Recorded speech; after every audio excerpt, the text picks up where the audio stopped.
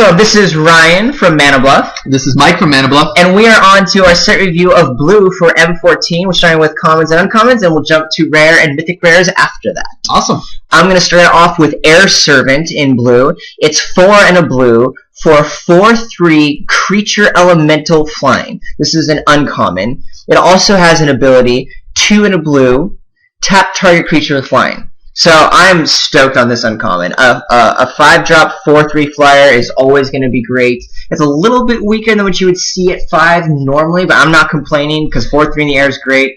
Most importantly, it clears the air out of the way. Yeah, exactly. You know what I mean? It's weaker in the sense of its stats, but this is more powerful than the standard just 5-drop. You play this guy, you got D right away, right? You're like, hey, try to get through this. If I need to, I'll trade away a Sarah Angel with this, but more importantly, I'm just going to play this guy down and have a huge threat. What are you talking about? You don't even... If you're at like 4 life. Oh, yeah, if you're at 4 life. Something like that. But the point is, this tap ability is awesome because one of the main things that you are worried about if you're playing a Flyers deck, I know, I love blue-white Flyers, is you want to make sure the air is free for you to bash the F in. Yep. So this guy does that. If they have their little dinky Sarah Angel out who's playing the Vigilance game and thinking they're going to do a whole lot of work, yeah, right. Yeah, no. I got an Air Servant to tap that Angel down. And because it doesn't require tapping of the Air Servant, you can activate it at any time. It taps their attackers, it taps their blockers. And it's multiple activation. Oh, yes, most definitely. Super cool. First pickable worthy? I'd say first pickable worthy. Easily. Yeah.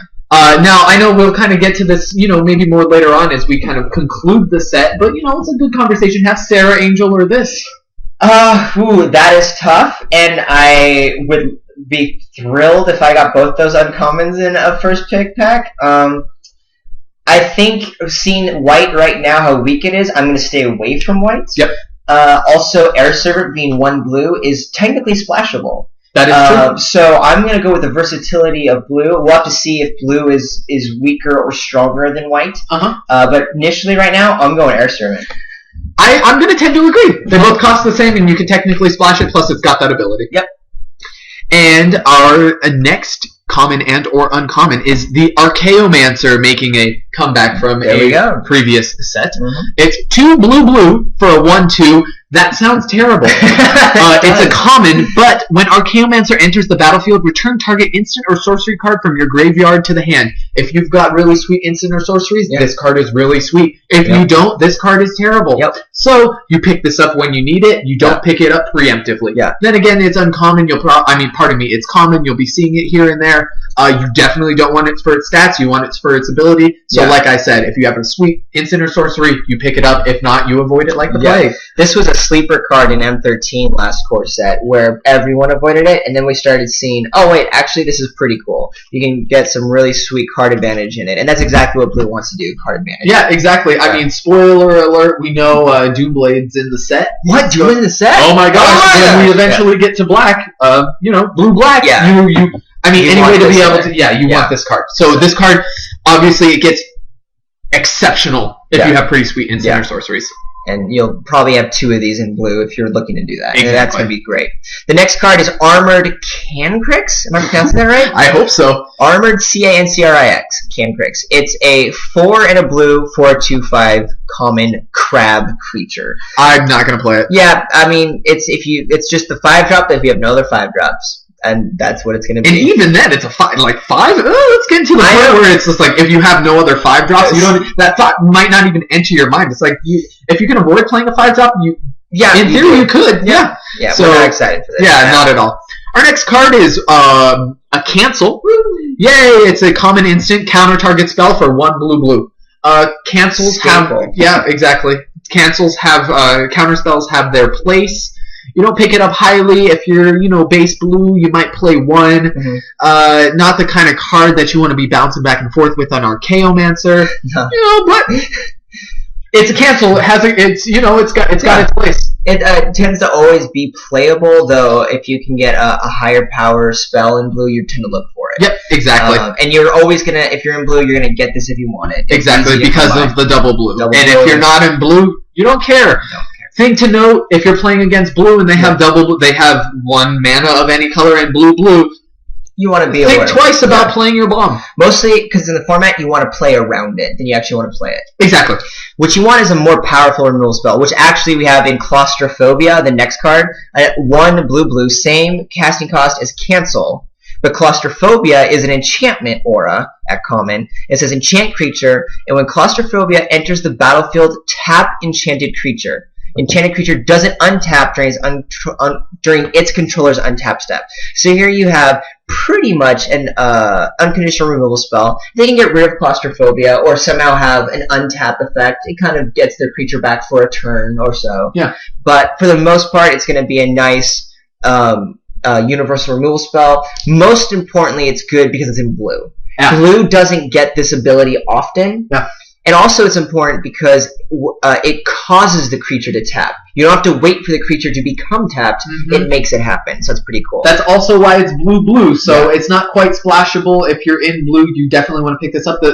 This is the kind of card that would cause you to potentially start to see, oh wow, blue's open. Yeah. I would go into blue for a Claustrophobia. And this is also an enchantment that if there was an enchantment deck, I'd care about. And if I'm kind of keeping my eyes peeled for it, this might be a kind of another good one to go with pacifism. Yep, exactly. Yeah. I definitely would first pick this. Oh yeah, Claustrophobia, easily.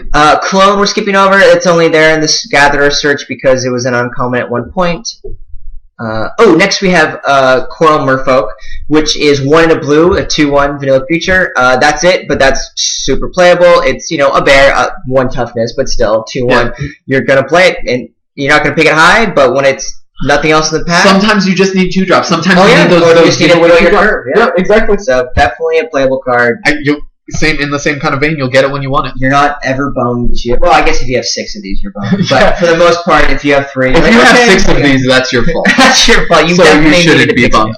Our next card is Disperse. It's 1 in a blue for an instant at common. So, return target non-land permanent to its owner's hand. So, the unsummon of the set. Yeah, what happened to unsummon? I don't know what happened to unsummon. Well, why isn't this unsummon? What's different? Non-land permanent. Oh, I see. Artifact, enchantment, planeswalker. Planeswalker would be kind of cool. So, any permanent whatsoever. So, I mean, this is kind of cool. I think this card is going to be pretty good. This card is really good. Even though I'm spoiled by Unsummon, which, by the way, for those who don't know, that's that's blue instant return target creature to owner's hand. Yeah.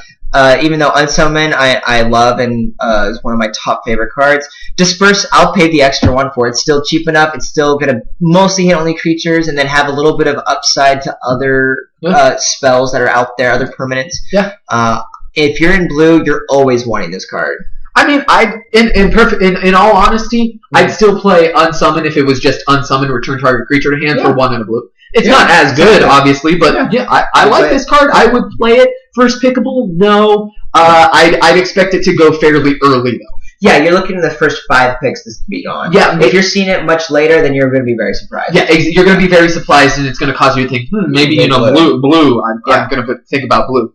The next card is Divination, 2 and a blue for a sorcery, common. Draw 2 cards. It's a staple of blue. We're seeing it in the core set again.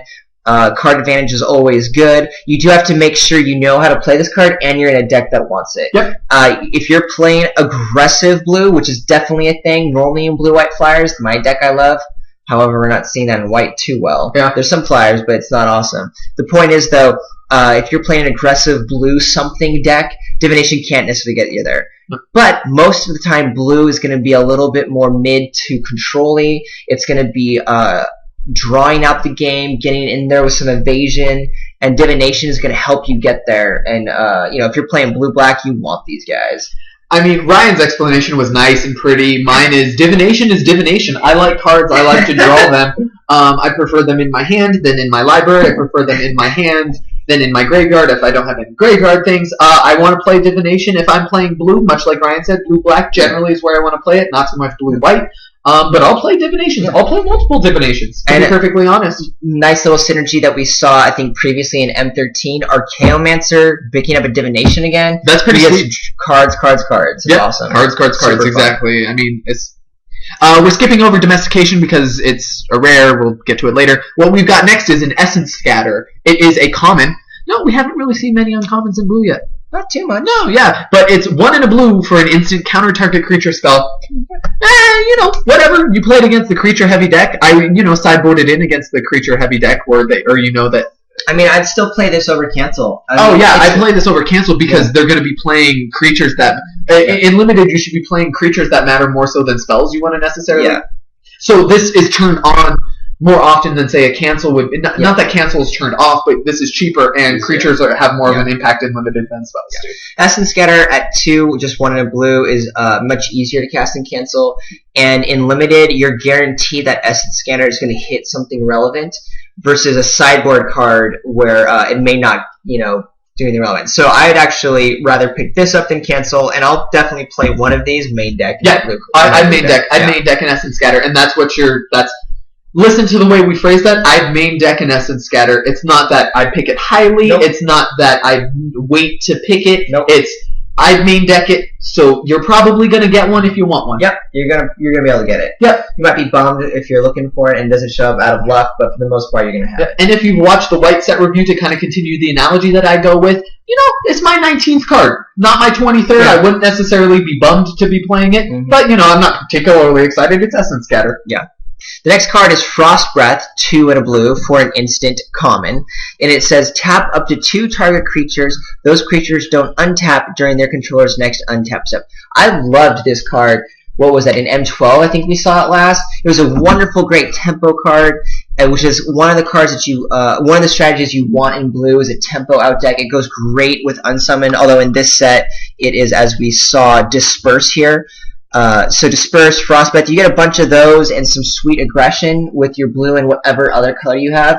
You got a pretty sweet aggro deck going on. The cool thing about Frost Breath, unlike other cards that are just, the blue kind of tap target creature card, this card I don't mind even playing defensively because it keeps them tapped for their controller's next untap step. So I would be fine playing this defensively. Once again, it's still even infinitely better. Yeah. But infinitely, I use relatively loosely. Yeah.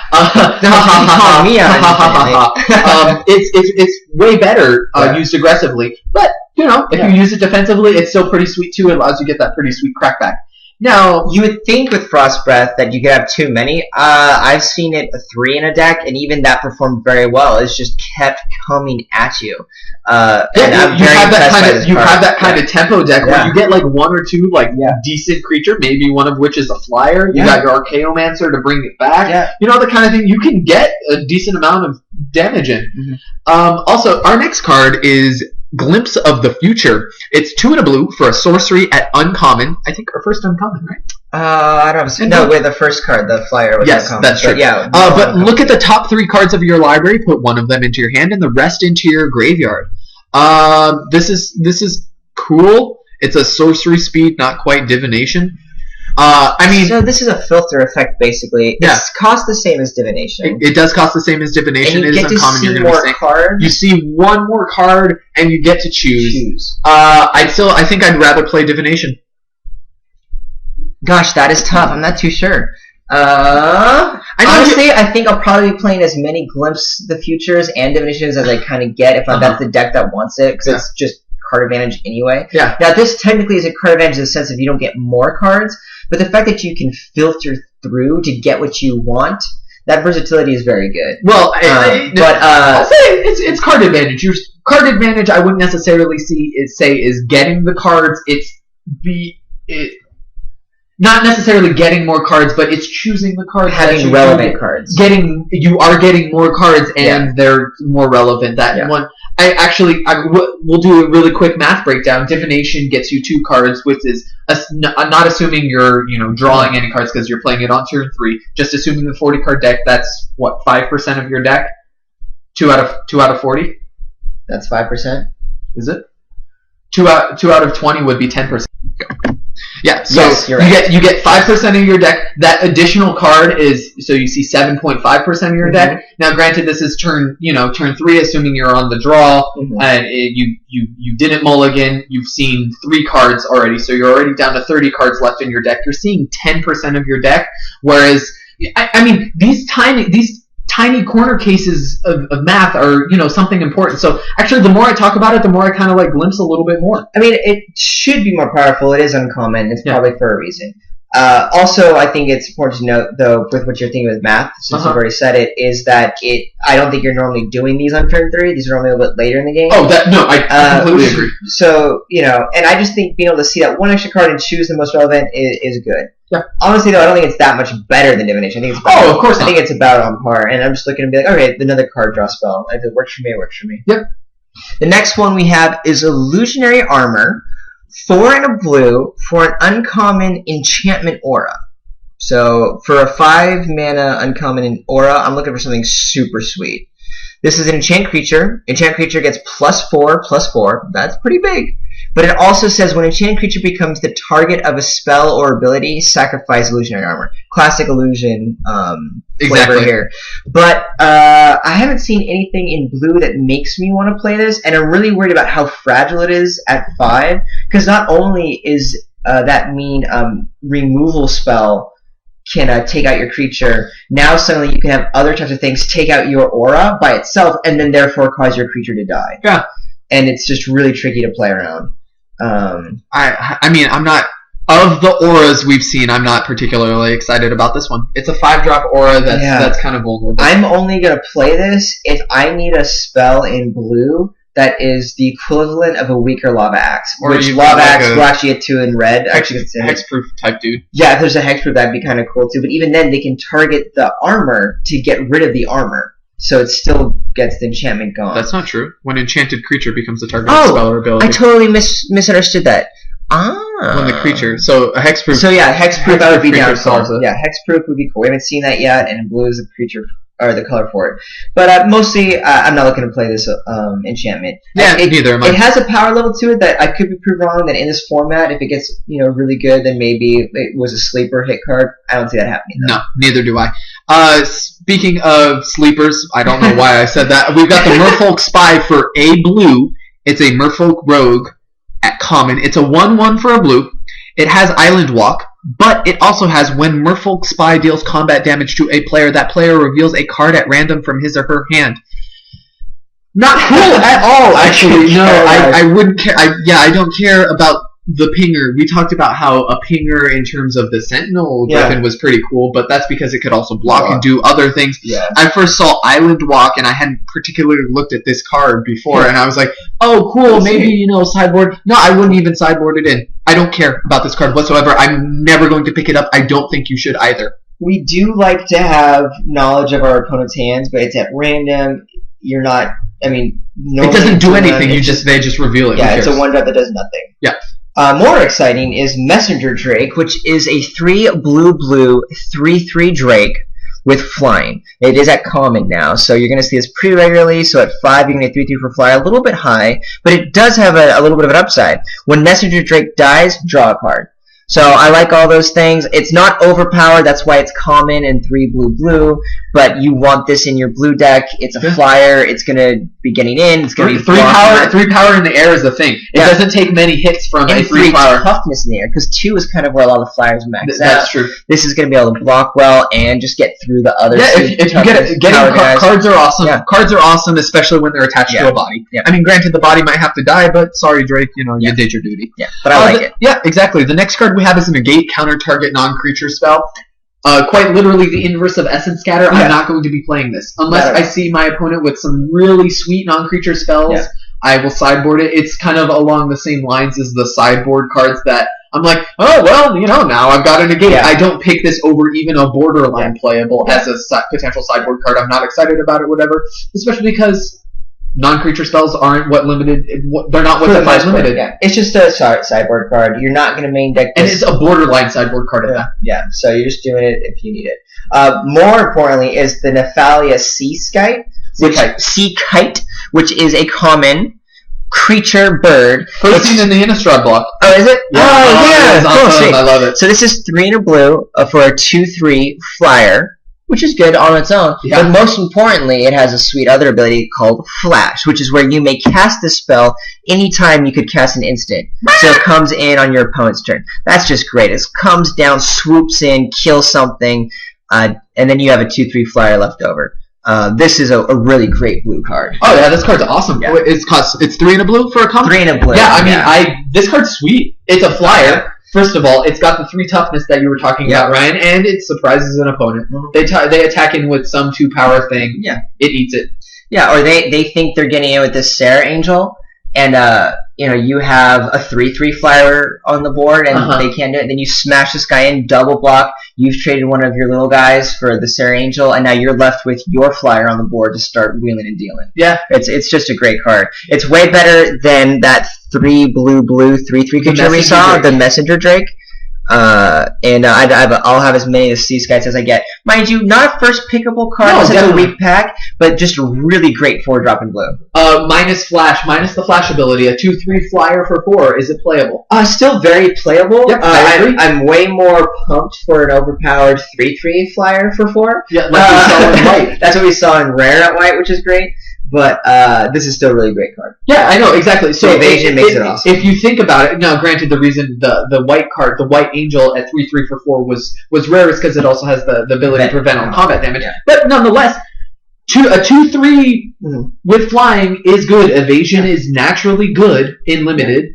But I want this over the white card that was a 2/2 flyer that gets +1/+1 when it attacks. That Griffin, the Griffin, yes. But this one, I'd rather have just a solid 2/3 always, than just the attacking. Plus flash makes it sweet. Yeah. The next card that we have is Opportunity. The Opportunity discussed a pretty sweet card. Oh yeah, that is not good at all. I'm glad I don't make those jokes. Yeah, I'm not. Opportunity is 4 blue. So we've got a 6-drop instant, A 6-drop instant at uncommon with kind of creepy art. Target player draws 4 cards. Ooh, wow. This card is sweet, actually. I'd play an Opportunity. I definitely play it. It's just got to be in the deck. I would take the opportunity to play it. You would. I'm good. Gosh. Here's the thing. You need a control deck for this. Obviously, you need a control deck for this, but the deck that wants it is going to take super advantage of this. Much like Ryan said earlier, where your divination or the other one that's where it lets you filter. Yeah. Where you're drawing those cards, you're probably not playing it on turn 3. You very well may be, but you're probably not. You're probably waiting until 4 or 5. Yeah. If you're waiting until 6, this card refills your hand. You've seen 10%, potentially more than 10% of your deck. And this card's awesome. You'll play it. And you don't want multiple. Yeah, and I definitely want this over Divination, because Divination you're probably playing once you have 6 out anyway to kind of refill your hand. This gets it way more, and more importantly, in blue, it's an instant. It's not a sorcery like the ones we saw. That's true. And blue is we just saw the Sea Sky that has flash. We have counter spells. Blue is traditionally the color where if you have a card in hand and a lot of mana open, your opponent's thinking twice about what's happening. Not thinking twice the card. I saw that look in your eye. No. Your opponent has to play around something. And then if they do that, you've got some value. Then you smash Opportunity down, refill, boom. Yeah, you untap with 4 cards in hand. You are set. Exactly. The next card we have is Phantom Warrior. It's 1 blue for a creature, Illusion Warrior, at uncommon. It's a 2/2. And sorry for that. We had to pause for a second. But anyway, back to Phantom Warrior. 1 blue uncommon creature, Illusion Warrior. It's a 2/2. Phantom Warrior can't be blocked. Super solid card. I'm not excited for it. It's not a bomb, but in blue that wants evasion, it's basically like a 2/2 flyer in a sense. It can't block flyers, but it also has a little bit more of an evasion than a lot of other cards may have. Yeah. It's a different angle that blue has that not a lot of other colors have, so it's pretty sweet. And if you get this down on turn 3 and just keep bashing, and you don't need to be blocking, dude, you're set. Yeah, I mean, it's pretty cool. I'm not necessarily looking to pick this too highly. That being said, so far with the uncommons and commons, I'm way more excited about blue than I am about white, so I'd much rather be there. Yeah. I like this kind of guy. Base blue, I like it. Yeah, I'm gonna get it in blue because no one's picking it highly, and if double blue means you're gonna get this guy or exactly for you. It's gonna be cool. And the next card that we're on is the Scroll Thief. It's 2 and a blue for a 1/3. At common, so far, 3 toughness is pretty sweet. I might play that in the deck that wants Opportunity. Yeah. But whenever Scroll Thief deals combat damage to a player, draw a card. Now, I I'd much want the card with this kind of effect to be a 2/2 because it forces the opponent to think a little bit more because then they have to trade off their 2-drop potentially. Yeah. This one has that blocking potential, but I like the ability to draw cards if I can. It can block a little bit better. So this card is in some ways it's slightly more versatile than the 2/2 type of creature with this type of effect. Then again,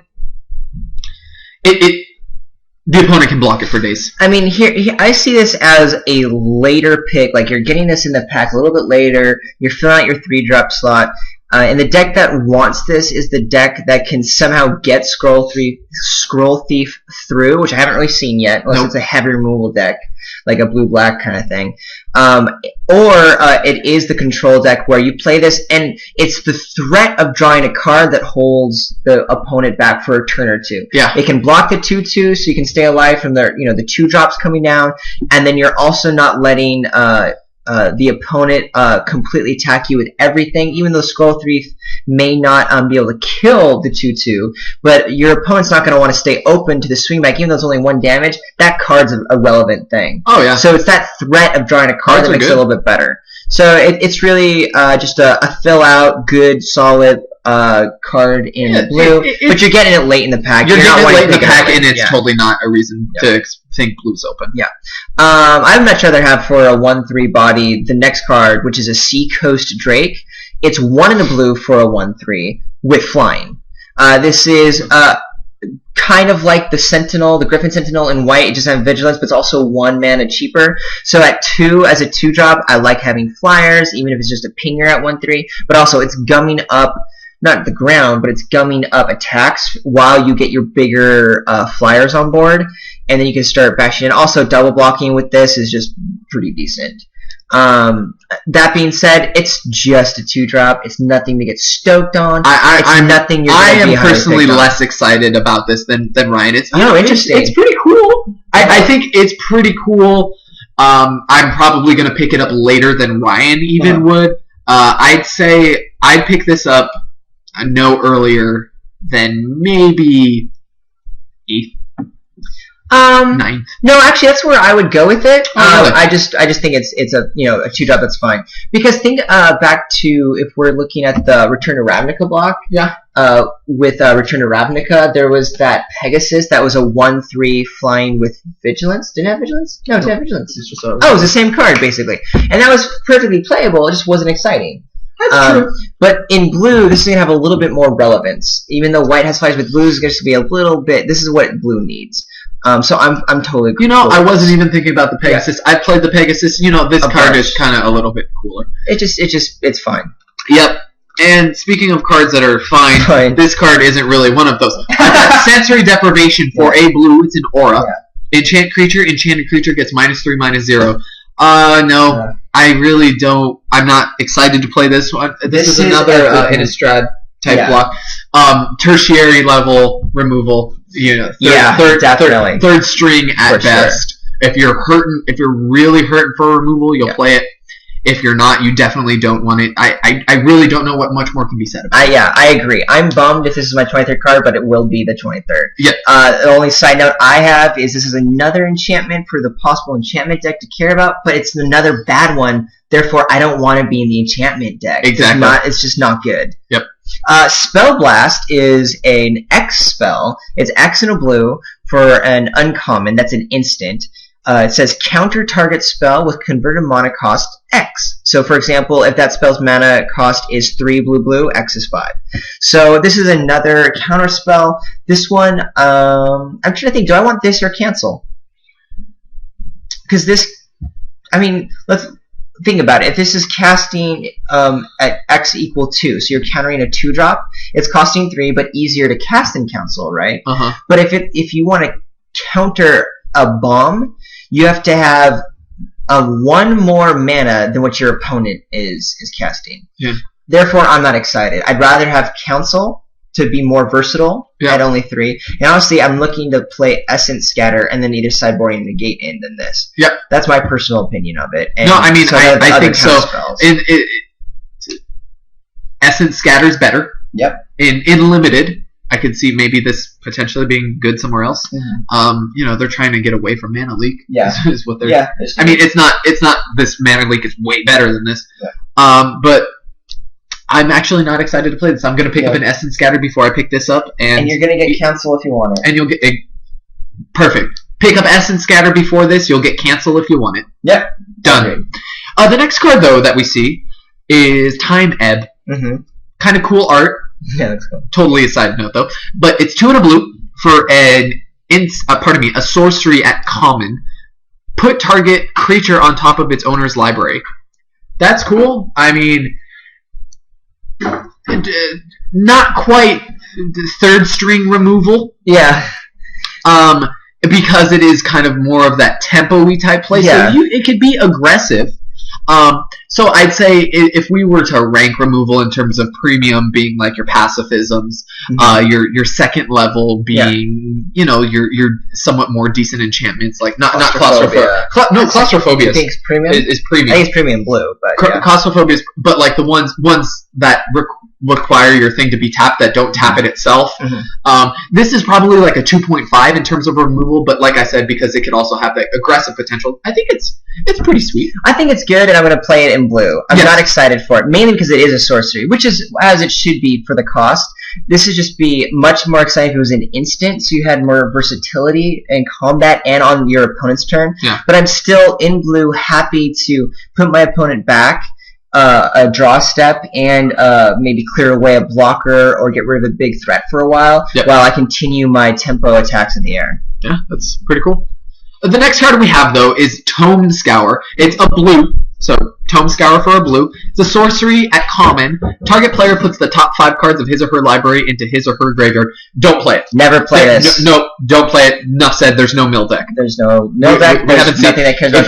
If you have Jace, which is another spoiler alert, Jace is in here. If you have Jace, you're going to win with Jace. You don't need to fill your deck out with crap like this. Yeah. So, Trained Condor is our next common. It is a 2 and a blue, 2/1 flying bird creature. Also, when Trained Condor attacks, another target creature you control gains flying until end of turn. I don't know what I feel about this. Blue already has a lot of flyers, and I'm not too sure if I've seen anything in blue that wants to be get picked up. So I'm only thinking ahead if I want to be pairing blue and green maybe, and I want to get big guys in the air. This matters. Pretty sweet. But I don't, traditionally blue and green don't really go well together, so I'm not too sure. But for 3 mana, a 2/1 flying is very playable. We're happy to have a Windrake at 2/2 flying, which is 2 and a blue also. So we're always going to play that. Losing the toughness isn't a huge deal in the air because a lot of the things have 2 power, but it could be relevant. We saw some 1/3 flyers in there, so it's a thing. But I'm still down to have a 2 power flyer for 3. Yeah, and then I'd pick up another dude. I would probably play this in pretty much any blue deck. It just gets sweet if you have some fatties that you want to give flying. Yeah, exactly. Yep. The next card that we have is Wall of Frost. It's 1 blue. I love this card, and don't hate me for it. Ryan does love this card, and we might get into a little bit of a story for why Ryan loves this card. No. It's Wall of Frost. It's 1 blue. It's an uncommon. It's a 0/7. It's a wall. So it's got Defender, it can't attack. Whenever Wall of Frost blocks a creature, that creature doesn't untap during its controller's untap step. So that's actually pretty sweet. It's it's Frost Breath in a creature. Granted, it has to be blocking in order to do it, but it's never gonna die. 7 toughness is not gonna do anything. And it essentially it blocks 2 creatures a turn in the sense where the previous turn it blocked something and that creature can't attack. Yeah, I mean, this card I fell in love with in M10 when I first came back to Magic, and I built a deck around it. It's at 3. It's exactly what blue wants at 3 to help go up the ground and protect itself while it gets controlling or gets the flyers on board. Yeah. Like Mike said, 07 blocks everything. The fact that whatever it blocks doesn't untap, even if it dies, from that block, you're still able to have that creature locked down for a while. Yeah. It says no to everything except for flyers. But if you're in blue, you've probably got flyers to deal with their flyers. Yeah, exactly. I like this card. This card's pretty sweet. Yeah. It's actually more than pretty sweet. I'd say it's You could give it flying with the trained Condor when you attack with the Condor for a turn. That's really weird. If it's your only other creature, you have to give it flying. Interesting. Because trained Condor doesn't say may. I love Wallfrost. It's probably not first pickable, but I'm definitely picking it highly on like the 3 or 4 pick slot. Oh yeah. Even in a weak pack, I'll happily take it and start going that route. Now the next card is an uncommon. It's Warden of Evo's Isle, I believe is how you pronounce it. Yeah. And it's 2 and a blue for 2/2 flyer, which already Windrake status, we're down, we're happy. Hell yeah. Got a bunch of those. But it has a little upside because creature spells with flying you cast cost 1 less to cast. Woo! This is my dream card. I love blue flyers. It's literally Ryan's dream card. And this makes me play. I think the only thing that could have been Ryan's dream card more is if it was a 2/2 flyer for free. The only reason why I'm bummed this is an M14 right now is because white was so lame that when you pair this with the flying deck, blue-white flyers, like I mean, especially as we're coming to the end of the common and uncommons of blue, we only have 2 more cards. I'm not stoked yet on the blue-white pairing. That being said, I don't care. Warden of Evo's Isle is great. I'll first pick it. Yeah. If it's a weaker pack with like a strong removal or a bomb in the rare slot, and I'm looking to get as many of these in blue as possible, and we've already seen some sweet blue flyers, I mean, so I want it. Granted, it is uncommon, so you're not going to be seeing it as often, but you chain a couple of these together. Hey, that is pretty sweet. You start getting your flyers for close to free. Yeah. The next card that we see is a Water Servant. It's 2 blue. It's an uncommon elemental. It's a 3/4 for 4. So already I want to play it. I'm down. Granted it's got the double colored, so it's got blue, so it's not. I still think it's better than a Pillar Philodox, even on the kind of the vanilla test. Yes. But it also has 2 cool abilities where for a blue, Water Servant gets +1/-1 until end of turn, or for a blue, Water Servant gets -1/+1 until end of turn. Cool. Super sweet attacker, super sweet blocker. Yep.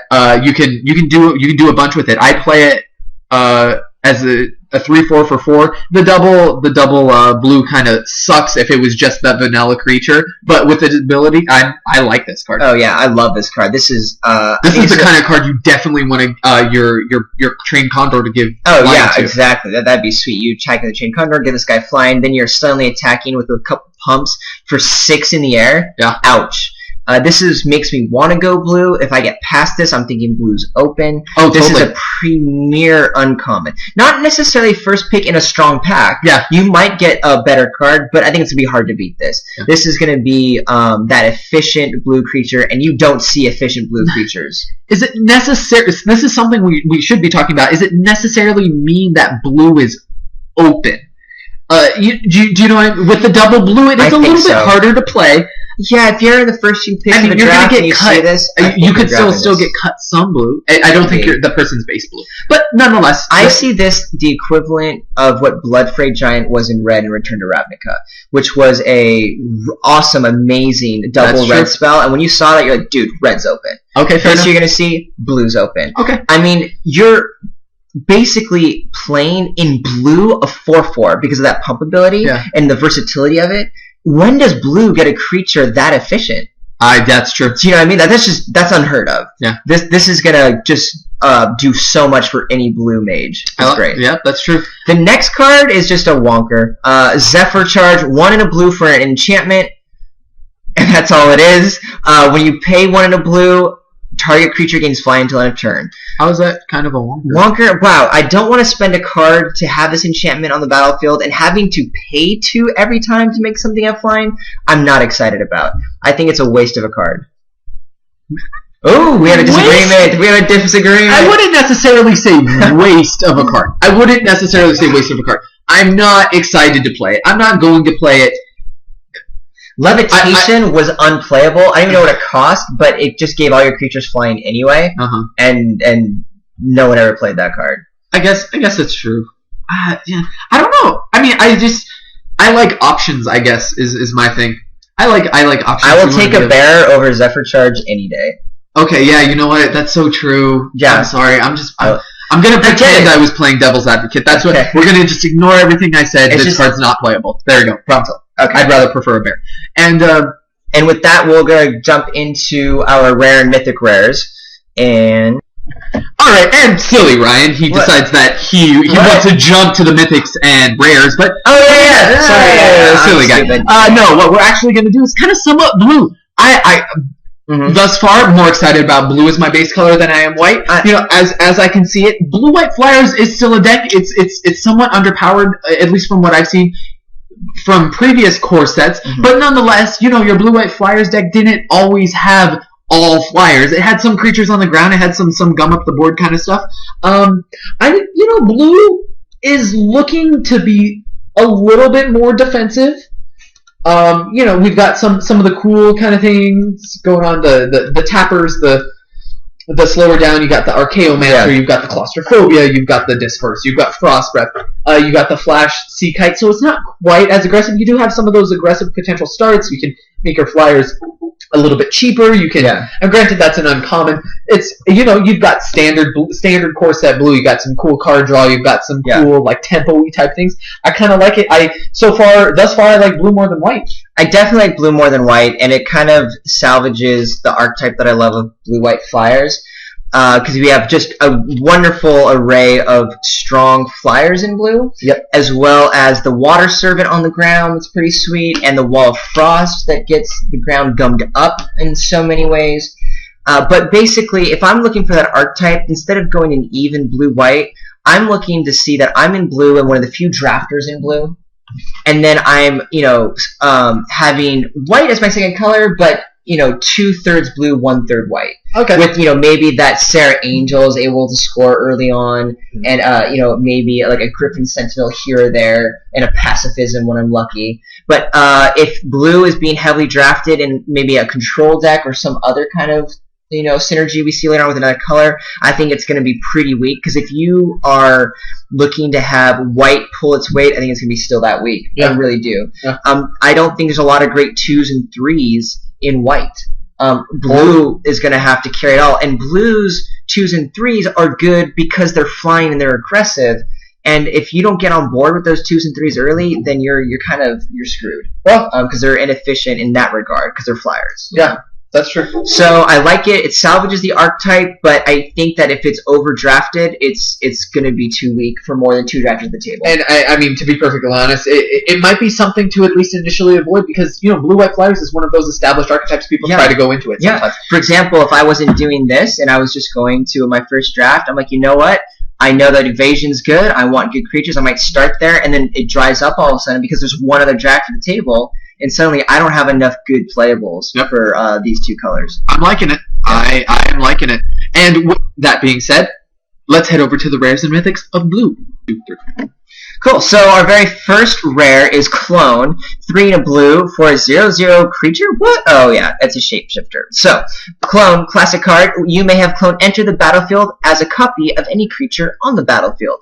This was an amazing constructed card back in the day, especially with the legend rule that used to happen, because you could use this to counter legend creatures because they would both die. Still, though, in limited, very strong card. Not the bomb, because basically you need Clone to clone your opponent's bomb. Still, though, very serviceable. It's a good 4-drop, and I'm looking to pick it fairly highly in blue, or if it's past me, I think it's open. I might even splash it if need be in another color. I mean, it's any sweet creature for 4. Exactly. Yep. I mean, you get a 6 or 7 drop for 4 as needed. Yep. The next card we have is the Colossal Whale. I already won it because it's the Colossal Whale, and the art's kind of cool. You first picked this because of its name. Yeah, exactly. Essentially. That being said, it's a rare 7-drop. It's 5 blue for a surprise whale. It's a 5/5 with Island Walk. Sweet. But whenever Colossal Whale attacks, you may exile target creature defending player controls until Colossal Whale leaves the battlefield. Dang. That's a bomb. That is pretty sweet because it attacks and, well, unless they have some way to deal with it, kill it in combat, kill it some other way, it gets rid of their creature for over the next couple turns. It does get rid of the creature. Obviously, this deck is way better if you're playing against another blue deck. Oh yeah, but I mean that's just upside at that point. Oh yeah, of course. Even then, it's I like this card. This card's pretty sweet. It's a 7-drop, so disclaimer. But that's why it's just a rare instead of say like a mythic probably. But so you're gonna get a huge 5/5, and then first time you attack, you get to get rid of your opponent's whatever big dude. And if you play smartly, if they don't have removal, this just clears their board soon enough. Yeah. So, do you first pick it? I first pick it. Yeah, I mean, I only want one 7-drop. This is what I'm going to grab. Yep, exactly. And nice news is if you're already in blue, you're probably going to see it in your second and third pack because of the double blue 7-drop. Yeah. Like people still aren't going to splash it, and you'll probably get it if it's in there. So I like it. But you know, it's still 7-drop. That's the only thing you have to worry about. Exactly. Now the next card is Dismiss into Dream. Another 7 casting cost. It's 6 and a blue for a rare. This is an enchantment though. Let's see what it says. Each creature your opponents control is an illusion in addition to its other types, and has, when this creature becomes the target of a spell or ability, sacrifice it. Don't play it. Never play it. At 7, it's not going to do enough. All the abilities and spells that you would be able to use to kill your opponent's creatures, you've probably already used by the time you got into 7 mana. So not even that. Regardless of if you have good spells that would be able to kill your opponent's creatures, yeah. This card falls into the classic kind of trap where people, damn, that's really cool. I could do super easy to kill my opponent's creatures. You have to do other things. This card relies on a bunch of other instants or abilities, which we haven't seen abilities on creatures to be able to target. And you don't want to be playing a bunch of instants. And it does nothing at 7. Exactly. Versus back to the Colossal Well at 7, you have a 5/5, and then when you attack on its own, it gets rid of stuff. So yeah, dismiss into dream. Dismiss into the dream of you're never going to live the dream with it. The next card is Domestication. It's 2 blue for an enchantment yet again. This one's only a 4-drop. It's rare. You enchant creature. You control enchanted creature. I like these kind of things. But at the beginning of your end step, if enchanted creature's power is 4 or greater, sacrifice Domestication. So not quite as cool as Mind Control. It's, 2 less. One less, because Mind Control was 3 blue? Yeah. Oh, okay. Well, I mean, you get the really sweet 3-drop, or not necessarily 3-drop, 3-power thing. Yeah. Yeah, I mean, I guess if you have this and the enchantment deck is kind of cool, you pick up like a sensory deprivation. But you kind of see the way that I'm discussing it, there's a lot of work involved in that kind of thing. I mean, I don't even necessarily think have you seen some really, really sweet 2 or 3 less power guys? 3 or less power creatures so far? Not particularly anything super exciting. I mean, especially in blue, you're going to get River Flyer that you can play with, or I think it's going to be relevant enough. It's not a bomb. You're not winning with this card by itself, but you're 2 for 1-ing ideally, if they want to get that creature back, they have to waste a pump spell on not their card at the time. So, that's pretty okay too. So it's still going to be a very good card. It's just they're trying to rein in the power of Mind Control, which I think is appropriate. It's now at rare. There's a drawback. But still, I'm first picking it if there's, not another premium removal in the pack. Yep. And there's normally not, multiple premium removals. But I'm taking Doomblade over it. Oh, yeah. I'm slightly more meh than Ryan is over it. But, it's okay. You'll get some pretty cool things. I'm a fan. Yep. Next we have Elite Arcanist. Is that how you pronounce that? Arcanist? I don't know. Arcanist. I like that. Arcanist. It sounds cooler. This is a human wizard creature that's rare. It's 3 and a blue for a 1/1. So it better do some sweet abilities, because otherwise, why the heck is this a rare at 1/1? So, when Elite Arcanist enters the battlefield, you may exile an instant card from your hand. Tap, copy the exiled card. You may cast a copy without paying its mana cost. X is the converted mana cost of the exiled card. Ooh, this, I think, makes me work a little too hard. Here's the deal. You can get any kind of instant or any instant in your hand, exile it, and now you got to start copying it for whatever you want repeatedly, right? Not for whatever you want, but for its casting out. So you basically just got to repeat an instant card. Yeah. But you have to have that instant card in your hand already, which means you've already drafted it and drawn it. Yeah. And on top of it, you still have to pay for it. So at turn 4, you're playing this, you're probably tapped out. The benefit, of course, is you're paying for it in the sense of you have to tap lands. It just doesn't care about the color. So later on in the game, if you want to play, say, a double red spell, for example, you can tap your 3 blue lands, and leave up double red for something else that you have in your hand. Granted, I'm not particularly excited. I'll pass this readily. I'm passing this in a second. The thing is, when it gets online, it's going to be sweet. You remember you win the game with an Elite Arcanist, woohoo, woohoo. It's just never going to get online. Yeah, exactly. It's not reliably online. It's going to be stuck in your hand or on the battlefield doing nothing too much. Yep. The next card that we have, though, is kind of cool. We've made a little bit of a splash of it earlier in our white review, but we've got the Gale Rider Sliver. It's a rare sliver. The rare blue sliver. It costs a blue. Interesting. It's a 1/1. So a 1/1 for 1? Yeah. As a 1/1 should probably be. Yeah. The Arcanus is a 4. Is a 1/1 for 4. I think I know what the sliver does. What does it do? It's blue. So what ability is this sliver in blue going to give to every other sliver you control? You don't know what it does. You're reading it from the screen. No, I'm not. I'm looking at you in the eyes. I'm not even looking at Sliver creatures. Sliver creatures you control have flying. I knew it! Yeah, way. You know to prove that, but I knew that. Yeah, that's... Maybe because I looked at this before we started recording. He's lying. I'm the more believable one. Sliver creatures you control have flying. Yeah, this is cool. So it's a 1/1 flyer for 1. We said that was crappy before. But this one is actually pretty sweet. Obviously, you have a bunch of slivers. You're going to want it. That being said... How are you going to play this? What do you mean, how are you going to play Well, blue is not the sliver color. So you're splashing for the sliver to make it relevant. Because you're not playing a 1/1 flyer for 1 in a blue deck. Yeah. Pretty rare you have that much aggression going on. So, this is mostly going to find its way to the sliver player, which is good. But then, are you really going to want to splash to have a card that gives your slivers flying? No, I think it's good, but I don't know if it's that good. No, I don't know think what the fixing is in this set, but there's no dual lands. Yeah, no, I'm kind of down on it. Like, it's cool if you get it on one, but you don't really want to be picking it up because it requires other cards to make it cool. Yeah. I mean, that being said, we can. I pass. I need to keep my eye on this. If the sliver deck is a viable deck and this gets passed to me, I'm grabbing it. If there's not much else in the pack, I think that's where it's going to play in the pick. I would much rather open a bomb like Jace Memory Adept. 3 blue planeswalker called Jace. That's first pickable. Yeah. I don't even know what it does, but you're first picking it. Yeah, it's Jace. No, it wins the game by itself. This is a limited bomb because of its mill ability. It's for the second activation. It's 0. Target player puts the top 10 cards of his or her library into his or her graveyard. You win with this card. It normally takes 1 or 2 to get there. The other ones are still good. You can +1 Jace to draw a card. Target player, the opponent? Yeah, draw a card. Target player puts the top card of his or her library into his or her graveyard. That's fine if you need to draw some cards. Or if you get to ultimate -7, any number of target players each draw 20 cards. Yeah, that's so that's game. But yeah, that's what Jace does all on his lonesome. He mills your opponent out handily. And you win the game. Yep.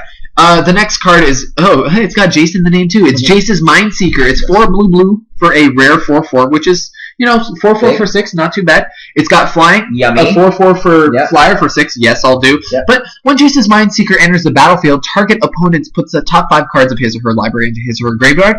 You may cast an instant or sorcery card from among them without paying its mana cost. In all honesty, I'd still play a 4/4 flyer for 6. Yeah. It's not particularly exciting. You get the potential upside.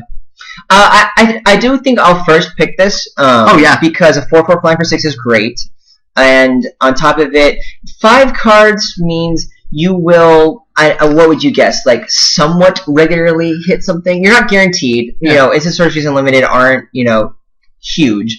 And if you're playing blue, that means you're in one of the colors that are playing alliances and sorceries versus your opponents. But you're going to get that often enough upside that's going to be pretty okay. Yeah. So I'm grabbing it. Just a 4/4 flyer for 6 we always like. It's pretty sweet, yeah. We're skipping over Phantom Warrior because it's an uncommon here. It's just a gatherer glitch. So next there is Quicken, which is a rare instant for 1 blue. And it says the next sorcery card you cast this turn can be cast as though it had flash. It can be cast anytime you cast an instant. So it just allows you to add 1 blue mana to any sorcery you have to make it an instant, basically. Yeah. Also, little bonus, you get to draw a card with Quicken. So that does put it into the rare realm for me. It makes it a little bit sweet because this will replace itself. Yeah. And on top of it, you get to put your sorceries in instants, which is actually a very powerful effect. Am I first picking this? No. Not at all. It's not a bomb. You're not going to necessarily want to move into blue for it. But I'm highly picking it. I'm looking in the first 3 or 4 picks to grab Quicken. Oh yeah, this card's pretty sweet. Yeah, I think it's really cool. Has a potential to be especially if you're opening second and third pack and you already have some good sorceries, like you're playing blue-red. Oh yeah, this card's way better as a support card, obviously. Yeah. So that's sweet. The next card we have is the Tidebinder Mage. It's blue. It's a 2/2 for 2. Yay. Okay. That's awesome. But it is blue, so it's a little bit hard to cast bear. But like I said, it's rare. When Tidebinder Mage enters the battlefield, tap target red or green creature an opponent controls. That creature doesn't untap during its controller's untap step, as long as you control Tidebinder Mage. Super awesome against the red or green deck. Mm-hmm. It's a hard to cast bear against other decks. Yeah, so this is we saw one of these in white. This is the cycle of enemy color rares. This though is not as powerful as the white one we saw by itself, so I'm not at all looking to grab this early. I'm not first picking it. If I'm in blue and there's no other good blue, I'll take it as a 2-drop already, and I might get lucky if I'm playing a red or green opponent, but that is it. Yeah. And then that's what it'll do, is help you get through the red and green opponents, which will be sweet when that happens. It doesn't even get through the red or green opponents, it taps down their bomb. Yeah, but I mean, it helps you beat them. Oh, so yeah. It has a great, I mean, it's a great upside. Yeah. I mean, it taps them down and removes a red or green spell. Traumatize is 3 blue for a rare sorcery, and Traumatize says target player puts the top half of his or her library rounded down into his or her graveyard. Now, since there isn't a strong mill deck, this is not a card I'm ever playing. We didn't see any mill yet in blue, which is the main color of mill, and this is never gonna it's not even a good mill card, because it will never mill them out, because it always will round down half. So you can't just, this won't finish the game ever. It's only half. And it's a waste of time. It gets progressively worse as the game goes on. Maybe if this was common and you were able to pick up 4 of these, you might get there, but even that'd be horrible because of the half ability. Yeah. Never play Traumatize. And the final rare and or mythic. Mythic, aren't we? Yeah, we are. Oh my gosh! Oh, it's a mythic. Guess what? Wind Reader Sphinx. 5 blue. So yet another 7-drop. It's a 3/7 flyer. That's actually pretty sweet. For 7, I would definitely play that by itself. It is a Sphinx, so it's cool. Yeah. Whenever a creature with flying attacks, you may draw a card. Things to note: when the Sphinx attacks, you draw a card. When your other flyers attack, you draw a card. When your opponent's flyers attack, you draw a card. This card is sweet. Oh yeah, this is a bomb first pickable mythic. I mean, in the same way that nothing's gonna kill Wall of Frost, nothing's gonna kill this. 7 power toughness rather is impossible to deal with. Plus, it's making you poop cards, and I like cards. I mean, it's, again, a 7-drop, so it's similar to the whale, where you have to be careful of that, but that amount of power, you get it down 7, you're taking over the game. Yep.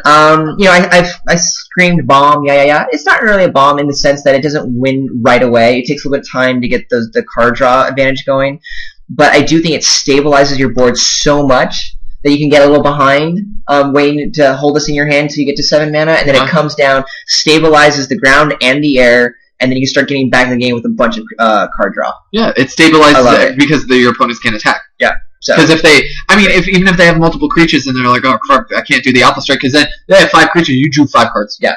Love it. Yeah, it's awesome. Yeah, super fun. Yeah, that concludes our set review of Blue in M14. This is Mike with Mana Bluff. I'm Ryan from Mana Bluff. Check us out, www.manabluff.com. We'll see you back with the next video of our Black set review.